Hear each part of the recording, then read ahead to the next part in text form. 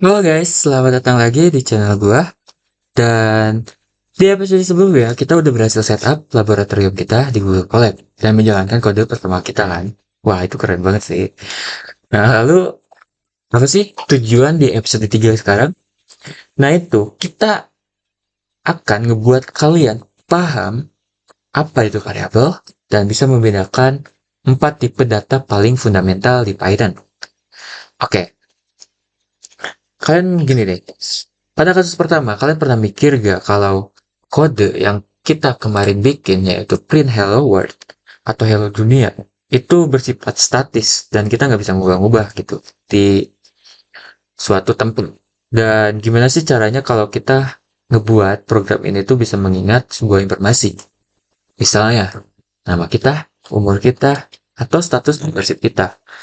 Oke, nah disitulah muncul sebuah konsep paling dasar tapi paling kuat di semua bahasa pemrograman, yaitu variabel.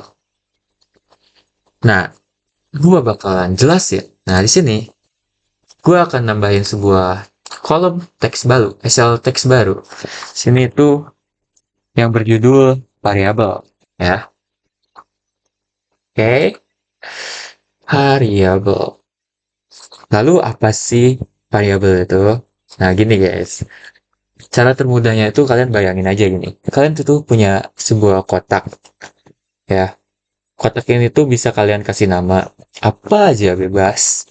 Dan kotak ini kita bisa isi dengan informasi apapun yang kita mau.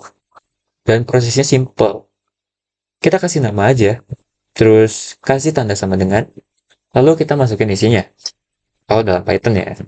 Nah, oke, gua akan kasih contoh. Misal, kita akan ngebuat sebuah variabel pertama kita ya. Variabel variabel pertama kita. Oke, sini gue pengen ngebuat sebuah variabel kotak dengan nama user, dengan nama user. Nah, ketika sebuah nama user dimasukkan, kita harus nge-inisiasiin isinya apa. Misal, kita akan masukin Andi, ya seperti ini. Dan kenapa sih ini harus pakai tanda kutip? Nanti gue jelasin guys. Nah, sini kita udah ngebuat sebuah variabel pertama kita dengan nama user yang isinya Andi, guys. Nah, terus sih gimana sih cara kita lihat isi kotaknya? Ya tentu saja kita pakai yang namanya print yang kemarin kita pakai. Ini gue kasih sel baru. Paling cukup print dengan isi nama variabelnya, yaitu user.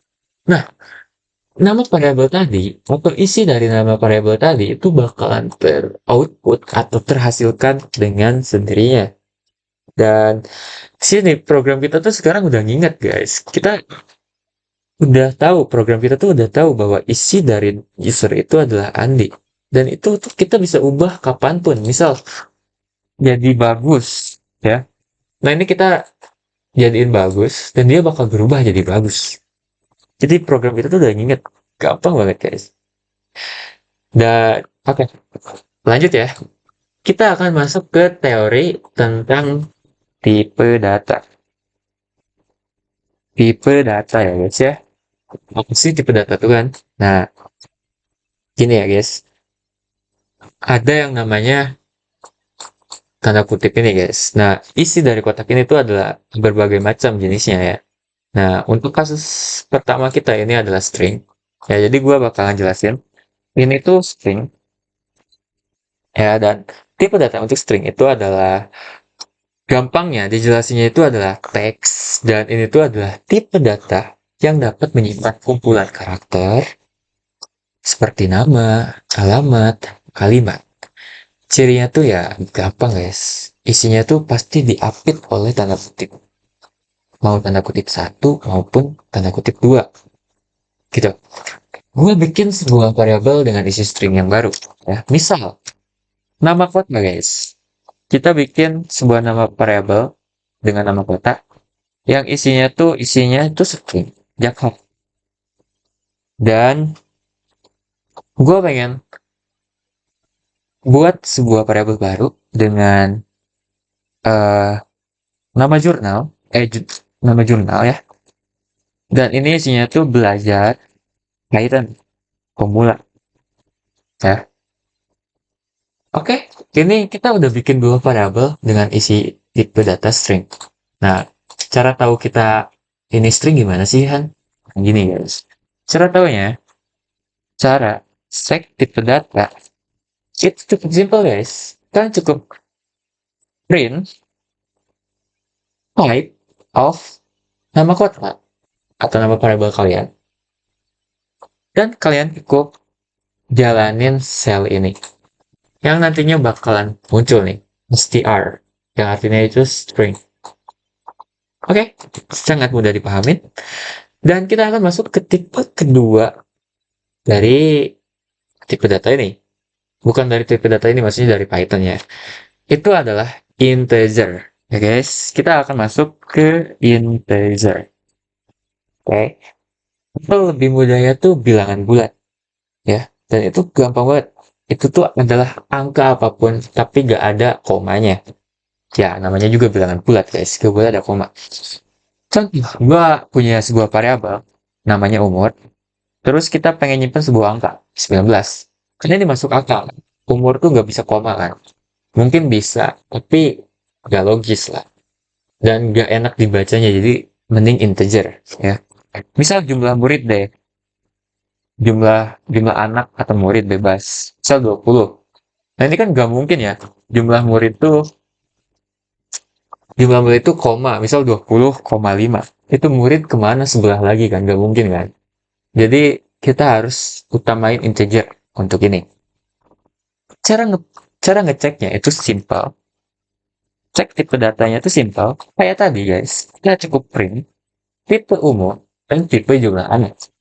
Yang nantinya bakal muncul int atau integer. Gitu. Dan tahu gak? Ada satu kelebihan khusus dari integer. Kalian tuh bisa kayak gini guys, bentar. Kalian tuh bisa nambahin umur ini dengan mudah. Caranya gimana guys? Caranya gini. Jumlah atau umur